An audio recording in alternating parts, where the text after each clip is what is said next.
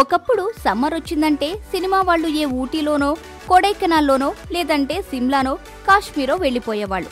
అక్కడే పాటలు ఏదైనా కీలక సన్నివేశాలు తీసుకునేవాళ్ళు. స్క్రిప్ట్ కూడా అందుకు తగ్గట్లుగా ప్రిపేర్ చేసి పెట్టుకునేవాళ్ళు. అయితే గత కొన్నేళ్లలో సీన్ మారింది. లొకేషన్ ఫారిన్ కు షిఫ్ట్ అయింది. అవసరం ఉన్నా లేకున్నా సమ్మర్ వచ్చిందంటే ఫారిన్ షెడ్యూల్ పడాల్సిందే.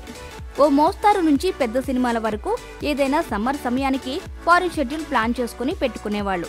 స్టార్ హీరోలకు సినిమా యూనిట్ తో పాటే వెకేషన్ అయిపోయేది.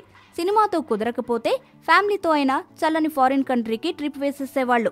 కానీ mega power star Ram Charan కు మాత్రం ఈ ఏడాది అందుకు అవకాశమే లేదు.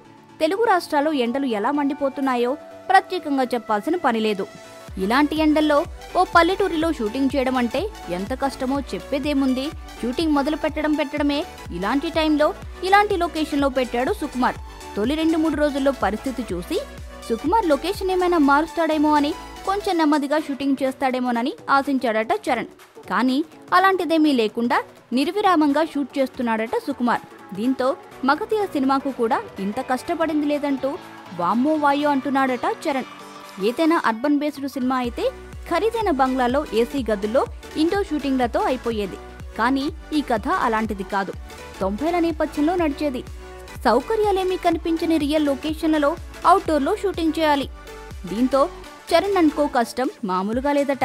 ఇలాంటి ఎండలో చరణ్ ఇప్పటిదాకా షూటింగ్లో పాల్గొన్నదే లేదట.